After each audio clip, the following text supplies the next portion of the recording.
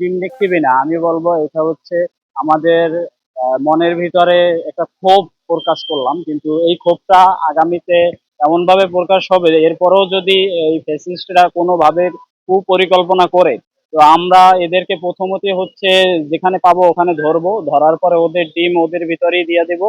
তারপরে ওদেরকে সাইটে নিয়ে তারপর পুলিশের কাছে আমরা সুপর্দ করব। এরপর বাকি আশা করি প্রশাসন ব্যবস্থা নেবে। আর এইটা আজকে যে মানে গতকালকে যে ঘটনাটা হলো, এটা আসলে খুবই লজ্জনীয় এবং বাংলাদেশের জন্য খুবই লজ্জাকর যে এরকম একটা বিপ্লবের পরে জুলাই বিপ্লবের এই আন্দোলনের নেতাদের উপরে এইভাবে অবমাননাকর একটা দৃশ্য আমাদের দেখতে হবে। এটা আমাদের খুবই আফসোসের এবং কষ্টের। এইটা থেকে পরিত্রাণ পাওয়ার জন্য আমি মনে করি সরকারকে আরো কঠোর হওয়া দরকার, এবং আহ, বিচার বিভাগ থেকে শুরু করে যে যে সংস্কার আমাদের দাবিগুলো ছিল, এই দাবিগুলো কিছুই এখন পর্যন্ত হয় নাই। আমরা আশা রাখবো এবং বিশ্বাস রাখতে চাই সকল দাবিগুলো তারা বাস্তবায়ন করবে এবং ফ্যাসিস্টের বিচার নিশ্চিত করবে বাংলাদেশ।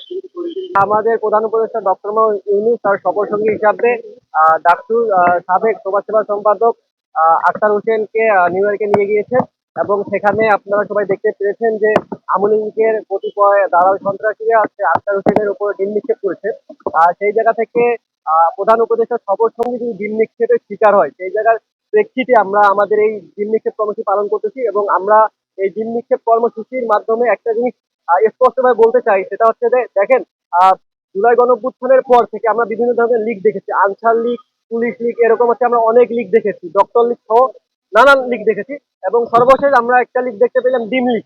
সেই ডিম লীগ করতেছে কি, তারা তো এখন আর কারো উপর হামলা টামলা করতে পারতেছে না, তারা শুধু দূর থেকে ডিম নিক্ষেপ করতেছে আর ডিম লিগ করে পালাই যাচ্ছে। সেই জায়গা থেকে আমরা বলতে চাই যে এই সকল যে ডিম লিগ গুলো আছে, এগুলো যদি আজকের পর থেকে বাংলাদেশের কোনো জায়গায় কখনো কোনো অস্থিতিশীল পরিবেশ ক্রিয়েট করতে চায়, কিংবা কোনো মিটিং কিংবা কোনো মিছিল করলে, আমরা আমাদের যারা জুলাই যোদ্ধা রয়েছে, যারা জুলাই গণঅভ্যুত্থানে রাজপথে নেমেছে, তাদেরকে বলতে চাই যে আপনারা তাদেরকে জায়গায় আগে পিটুনি দিবেন, দেওয়ার পর হচ্ছে সাইডে নিয়ে গিয়ে ডিম নিক্ষেপ করে তাদের জায়গা মতো ডিমটা দিবেন। দেওয়ার পর হচ্ছে আমাদের যে সর্বশেষ দায়িত্ব, আমরা যেহেতু আহ বাংলাদেশের নাগরিক, আমাদের সবার কর্তব্য হচ্ছে আইন নিজ হাতে তুলে নেওয়া যাবে না। সেই জায়গা থেকে আপনারা যে সর্বশেষ তাদেরকে আইনের হাতে তুলে দিবেন।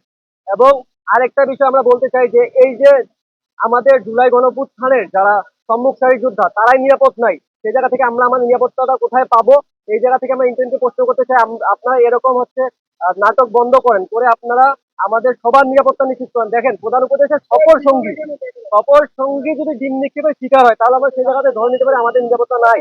আসলে ইন্টেরিম যদি প্রমাণ নয়, জুলাই গণঅভ্যুত্থানের পর এভাবে অবনতির দিকে যায়, তাহলে সেই ইন্টেরিম টিকে থাকার কোনো প্রশ্নই আসে না। যেহেতু আগামীতে তারা নির্বাচনের ডেট ঘোষণা করেছে, আমরা চাই যে উক্ত ডেটে তারা নির্বাচন দিক। এবং আমাদের যে জুলাই গণঅভ্যুত্থানের আকাঙ্ক্ষা, আমরা মনে করি না যে কোনো আকাঙ্ক্ষা তারা পূরণ করতে পারছে।